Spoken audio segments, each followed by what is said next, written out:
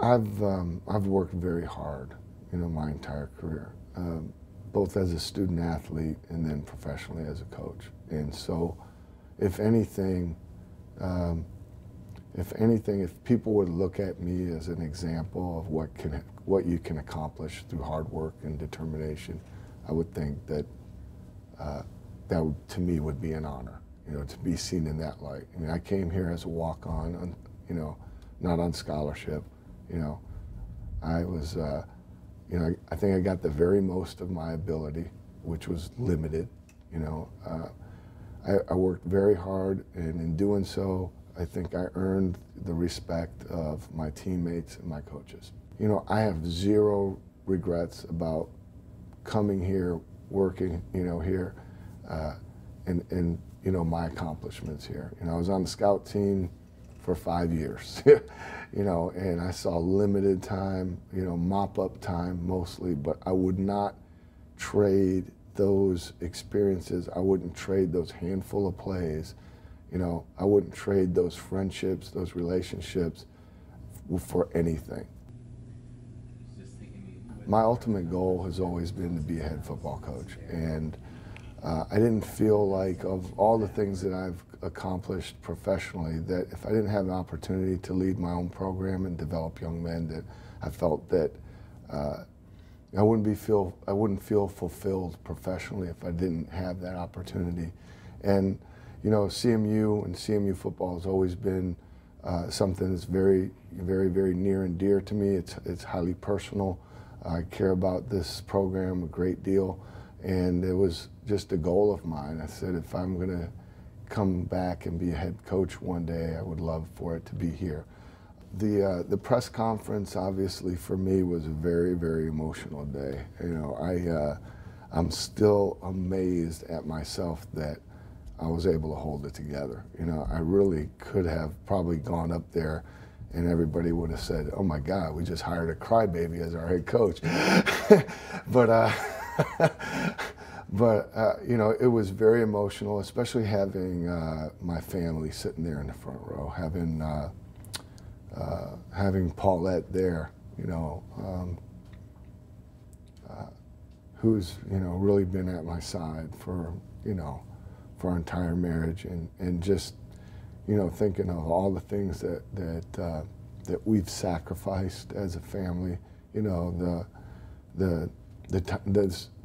countless times that we've had to pack up and move, the months and weeks that my kids have had to go without seeing their dad, just so that we could continue to chase this dream, so to have them there, and to have my two sons and my daughter, be able to see their dad in that way is something that's, when the day was finally over, and Paulette, and I kind of,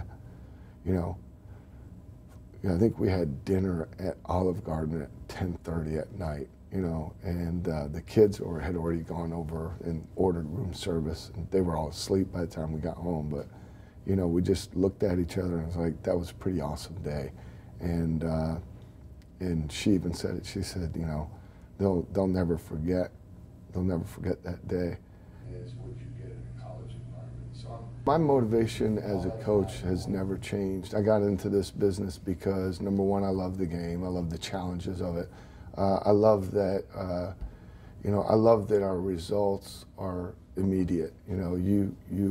This is a results-oriented business. We get paid. We're here to win games. But the other part of this, in a college setting, is developing young men, developing them not just as football players, but developing them as citizens, as students, so that when they leave here, they can go out and, be successful in whatever vocation they choose and be great husbands, great fathers, great role models. I really believe that the best role models that I had, the men that had the greatest impact on me as a young man growing up, from the ripe age of 9, starting playing football all the way through high school and then college, have always been my coaches. And, I've never taken that part of the job lightly. That's a big deal for me. Is I wanted to pass that forward. I wanted to be that positive role model, be that positive example for others.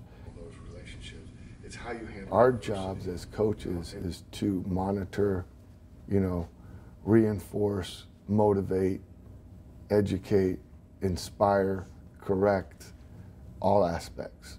So we want to be on top of their academics and their social just as much as we are on their football.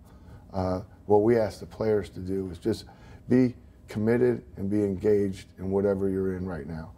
So when you cross over from being a student and you're here in our building and you're an athlete and you're a football player, for those 20 hours a week, 2 hours a day, 4 hours a day, that you're all in on that. That you are all in, you're focused, you're locked in, and you're doing everything you can, using all your intellectual property, all your physical skill, all your energy and all your effort to make yourself the very best that you can while you're here during that time, okay? When you leave here and you go to class, I want you to do the same thing in the classroom. Be engaged, be on time, give great effort, be prepared, do all the things that you have to do in that area to be a great student. When you're, in the community, be a great citizen. Conduct yourself appropriately. Be respectful of others. Even if you disagree, you can disagree without being disagreeable. And it really comes down to, compartmentalizing, separating one from the other, and just really giving your best effort and an honest day's work in everything that you do.